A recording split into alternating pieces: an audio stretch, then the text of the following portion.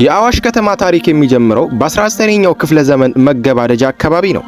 በ1890 ዓመተ ምህረት በአጼ ሚኒሊክ ዳግማዊ ባለሙያ በነበሩበት አልፍሬድ ኤልጋ አማካኝነት ቀደም ሲል የነበረው የእንጨት ድልድይ የሚተካ የብረት ድልድይ በአዋሽ ወንዝ ላይ ተገነባ።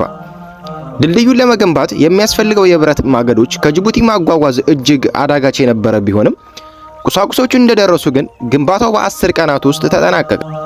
ሆኖም ለድልድዩ የመጣውን ሲሚንቶ ለሌላ አገልግሎት በመዋሉ ምክንያት ድልድዩ ደካማ የነበረ ሲሆን በ1897 ቦታውን የጎበኙት ካውን ግሌቸር ድልድዩ ከተራ የእንስሳት ጭነት ውጪ ሌላ ነገር ለመሸከም እንደማይችል ገልጸው ነበር።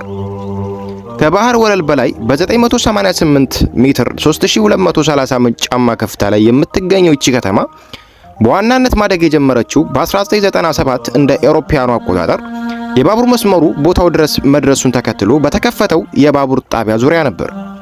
በዚህ ምክንያት ለመንገደኞቹ የሚሆን ሆቴል ከተገነባ በኋላ በ1923 ዓመተ ምህረት እንደ አውሮፓውያኑ አቆጣጠር ከሐረር ድሬዳዋና አዲስ አበባ ቀጥሎ በኢትዮጵያ አራተኛ የፖስታ ቤት በአዋሽ ተቋቋመ።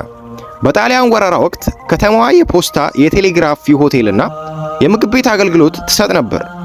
በሚያዚያ በ1941 እንደ አውሮፓውያኑ አቆጣጠር ከተማዋ በብሪታንያን ኃይሎች ቁጥጥር ስር የዋለች ሲሆን በማፈግፈግ ላይ የነበረው የጣሊያኖች አጥፍተው የነበሩት የመንገድና የባቡር ድልድይ በ1953 እንደ አውሮፓውያኑ አቆጣጠር እንደገና ተገንብቷል። በኋላም በደርግ ዘመን የህዝባዊ ሚሊሻ ቀይ ጦር አባላት ለማሰልጠን ከተቋቋሙት 5 ዋና ካምፖች አንዱ በአዋሽ ይገኝ ነበር።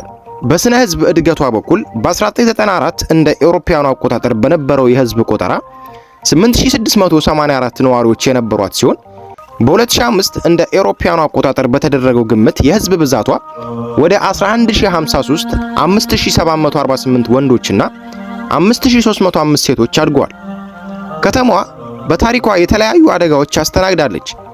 የባቡር አደጋ ታህሳስ 4 ቀን በ1977 በ1985 እንደ አውሮፓውያኑ አቆጣጠር በኢትዮ ጅቡቲ የባቡር መስመር ላይ በከፍተኛ ፍጥነት ይጓዝ የነበረ ባቡር ተገልብጦ 4 ፍርጎች ወደ ገደል በመከስከስ ቢያንስ 428 ሲሞቱ 500 ያህሉ ቆስለው ነበር። ይህም በአፍሪካ ታሪክ ውስጥ እጅግ የከፋው የባቡር አደጋ በመባል ይታወቃል።